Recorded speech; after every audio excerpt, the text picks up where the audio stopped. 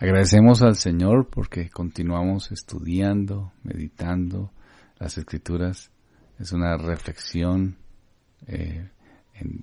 familiar donde sacamos los principales puntos de las Escrituras, reflexionamos en ellos. Estamos hablando de Isaías y hablamos de Isaías, del contexto de Isaías, de la nación de Isaías, y vemos cómo era un pueblo rebelde contra Dios, un pueblo corrupto, un pueblo perverso, un pueblo que dejó al Dios que lo liberó. Esa es la situación. Separados de la fuente de vida, separados de la esperanza. Hicimos un poco de analogía mirando las bendiciones que tienen nuestros hijos de nacer en hogar cristianos, las bendiciones que tenemos nosotros de ser unos creyentes, pero también cómo pueden hijos de creyentes rechazar al Señor cuando gracias al Señor es que tienen la esperanza y están recibiendo las bendiciones de Dios. Eso es lo que pasaba un poco con este pueblo, que habían visto la gloria de Dios, que los sacan de Egipto, los liberan, les dan una gran tierra y aún así se rebelan contra Dios. Pero vimos un poco la antropología cristiana, es decir, la realidad de la caída, los efectos de la desobediencia de Dios, de la desobediencia de los hombres a Dios en el huerto del Edén, cómo pecaron contra Dios y la consecuencia fue el sacarlos del huerto, y ahora todos nacemos,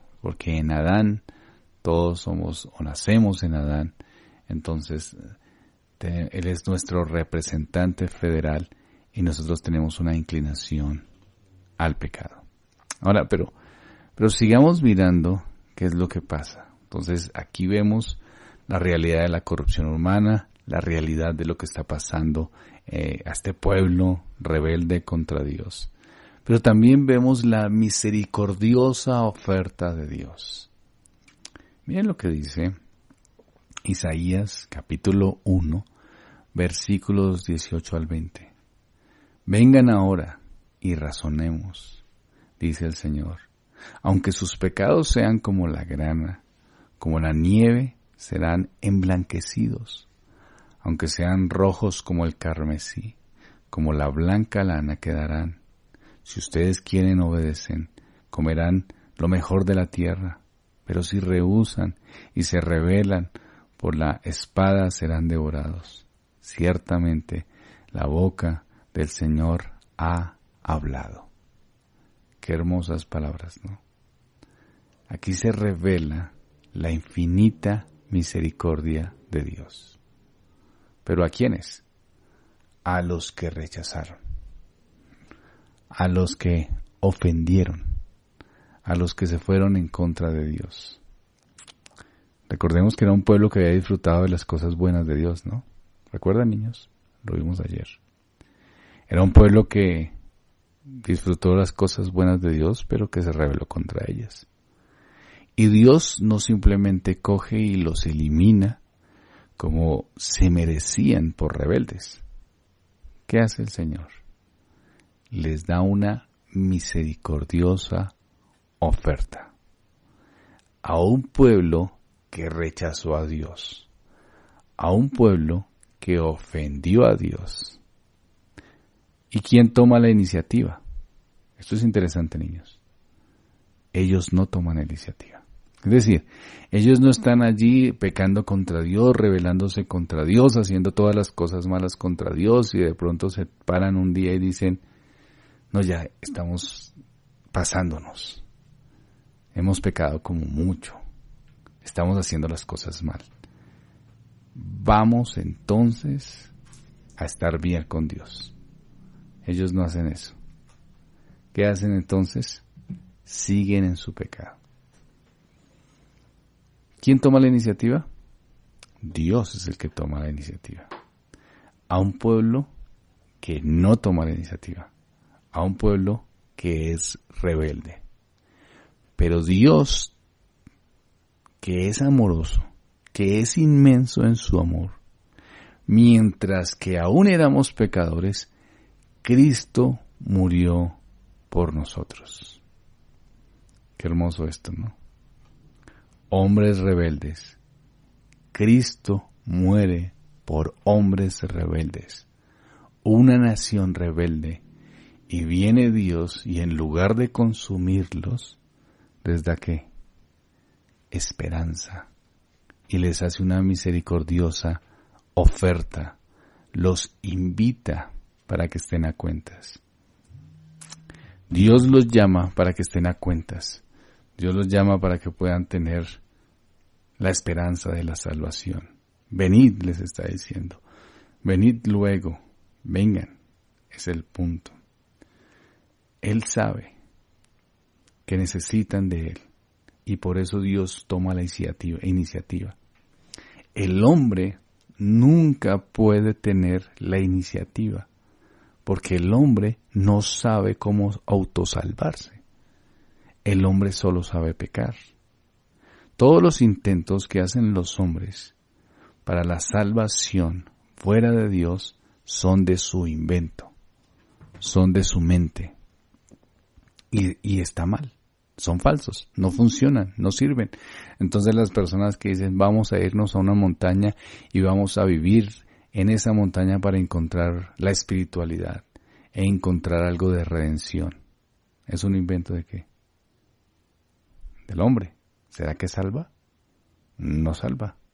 Si alguien dice, bueno, vamos a hacer unos altares y vamos a esos altares y quemaremos altares. No, Dios dice que no es así. Si alguien dice, bueno, vamos a adorar ciertas estatuas. Si alguien dice, bueno, vamos a ser ambientalistas y no vamos a comer carne y vamos a amar la naturaleza y de esa manera vamos a redimirnos.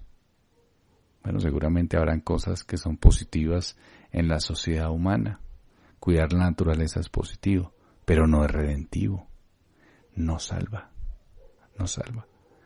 Toda cosa que haga el hombre para salvarse, que proceda de sus propios pensamientos, no funciona. Que proceda de su propia iniciativa, no funciona.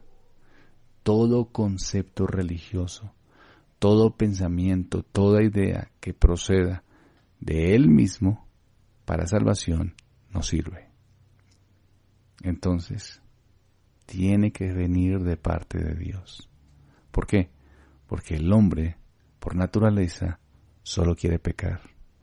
Y aún las cosas, escuchen esto, jóvenes, aún las cosas que les parece que puedan ser funcionales, que les parezca justas y rectas, les traen mayor condenación, porque son producto de sus propios deseos.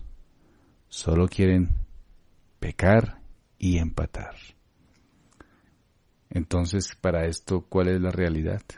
La realidad es que como el hombre no puede, Dios toma la iniciativa en una invitación llena de misericordia. ¿Qué hace el Señor entonces? Venid, le dice, venid. ¿Para qué? Para que estemos a cuentas. ¿Para qué? Para que puedan ver su realidad. ¿Cuál realidad? Su pecado, su condición. ¿Y qué va a pasar? Que van a encontrar la salvación de sus almas. Querida familia, les animo a escuchar esta promesa de Dios, o mejor, esta invitación de Dios, una invitación que es de una misericordiosa oferta para que vengamos al Señor, para que estemos a cuentas con Él, para que le busquemos y pidamos perdón por sus pecados con corazones arrepentidos, y que vengamos a Dios como Dios dice que tenemos que venir, porque Dios es el que determina el cómo, y la única forma de venir a Dios es a través de Cristo, y la única forma es por fe, en arrepentimiento, arrepintiéndonos de nuestros pecados, pidiendo perdón, por medio de Cristo, poniendo toda nuestra fe en Cristo, llegaremos al Padre, y de esa manera nos acercaremos confiadamente a Dios. Esa es el plan, es la forma que Dios diseñó. Cualquier otra forma es invención humana y no funcional. Solamente la libre oferta, el llamado misericordioso de Dios a través de Cristo, salva a los pecadores. Oremos. Señor, gracias por tu misericordiosa oferta. Ayúdanos, Señor, a vivir como creyentes y a arrepentirnos de nuestros pecados y venir a ti. En el nombre de Cristo.